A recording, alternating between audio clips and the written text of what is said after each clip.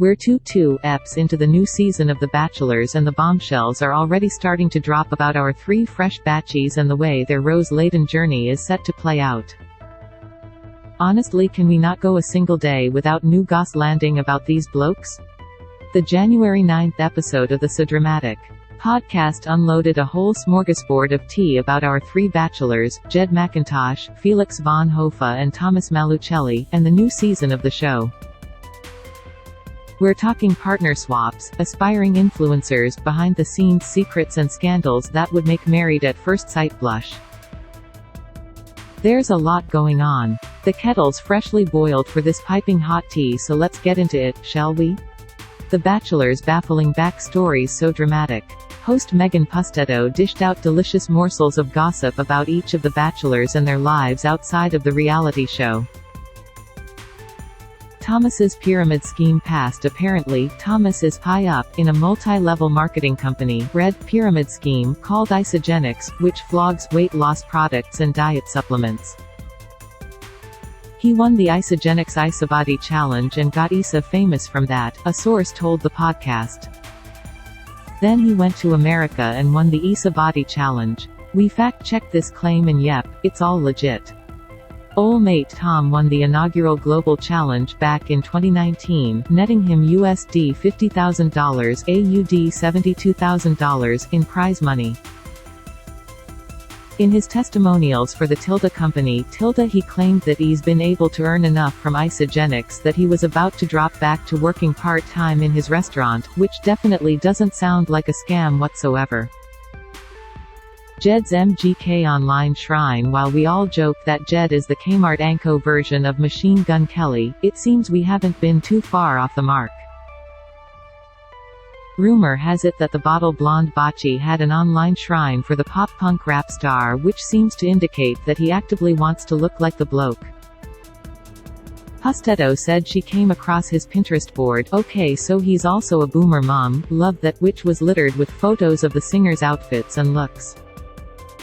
In a folder of inspirational pics titled Kim Stylist, and I'm guessing that is Kim the stylist from The Bachelor, as the Bachelor stylist's name is Kim, this folder contained only images of Machine Gun Kelly, she said.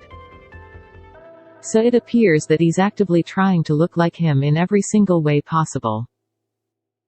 He also had a folder titled Goals containing only images of women with tattoos. Mate, Mate. Apparently, there was also a folder called Wedding Aesthetic, so perhaps that means he's going to pop the question to whoever he winds up with at the end of the season.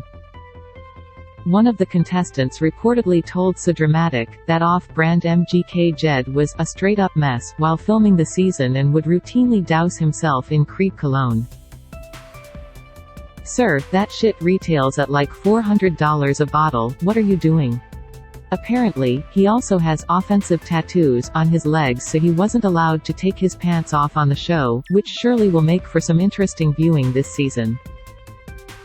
I'm calling him Long John's Jed from here on out. Felix's fuckboy reformation. Now onto our third Bachie, Felix von Hofe, whose appearance on The Bachelors has lit up the Aussie gossip oracle's DMs like a Christmas tree. Someone gave So Dramatic the heads up that Felix's party boy history will likely bring a bunch of women out of the woodwork with tales of his notorious hoon history. Like clockwork, the messages started rolling in. Women have claimed he's been a ladies' man since before his time on the show and would frequent the apps like a dating demon before COVID shut the parties down. Despite his Lothario ways, it seems Felix is the counterweight in the trio of Bachie dips, at least for now. A former co-worker said he seems like a nice guy who has never said anything controversial while working as a sports broadcaster. The man knows when he should shut up, which is a low bar but pretty FKN refreshing. How the mansion dynamic works with all the gals. You'd imagine the Bachelor mansion must be packed like sardines with the extended cast this year, right? It seems that's pretty close to the truth with the behind-the-scenes tea that alleged contestants spilled to So Dramatic. Apparently the women had to split into groups of 10 and all sleep together in bunk beds in the mansion. Sounds more like a high school camp than a reality show to us, but you gotta do what works for the show. We got to choose our rooms and got to sleep in the room with whoever we wanted to, an unnamed source told the podcast. The girls who were with different bachelors could also bunk together, and as some girls were getting eliminated, some girls were moving around to other rooms. There were no set rules, really. The fantasy suites are just that, a fantasy sadly, and kinda surprisingly, those fantasy suites, available for Bachies and contestants to have sleepovers, were apparently not even used this season because the blokes weren't keen on them. Fantasy suites got canned, it didn't happen, the guys opted out, a source claimed to the podcast. Unsure why they've continued to hype it up because none of them were comfortable with it, so they didn't do it in the end. They were given the option but all of them declined. Apparently some of the gals were keen to use the fantasy suites, which reportedly included sex toys, but the fellas still weren't into it. Unreal that potential root rat behavior was passed up for this season of The Bachelors, but if the vibe's not right then don't force it. Actually sounds kinda healthy. There are some actors in the mansion. It's almost no surprise that this year's Bachelors cast is riddled with small-time actors and people sniffing out an influencer career or social media clout, especially when we're working with lots of gals for our multiple men. We've gone into detail about all the contestants who have a background in acting and are keen to kick off their post-Bachelor life with bulk likes and a boosted follower account, so dig in at your pleasure. There might be some familiar faces in this season from other shows like First Dates and Married at First Sight, as well as bigger blockbusters like The Great Gatsby. Not just people you've seen posing at icebergs or rays or whatever other hot spot the Insta influencers are flocking to these days. The realities of partner swapping, apparently another first for the franchise, wasn't really taken up by anyone on this season of The Bachelors, partner swapping. While it's been a hot topic for shows like MAFS and Bachelor in Paradise, it's been revealed that only one swap happens between the gals and the Bachelors. Only one woman swapped Bachelors the whole time, it was Jasmine, a source told So Dramatic. She swapped from Jed to Thomas at the third rose ceremony. All the girls were too scared to switch because all the guys had said earlier that they were happy with the girls they got and weren't wanting to swap or steal. Right, glad we're doing this then. A villain emerges. There's only one name on everyone's lips when it comes to the villain of this year's Bachelor season, Tash. Multiple sources told So Dramatic that Tash is the surefire antagonist this year and claimed that she was the main drama stirrer, who kicked off multiple fights in the mansion. She did not give a shit about anything, an anon source said. She's super feisty and would call out all the girls. She questioned people as well. She could be nice and had her friends in there, but you didn't want to get on her bad side.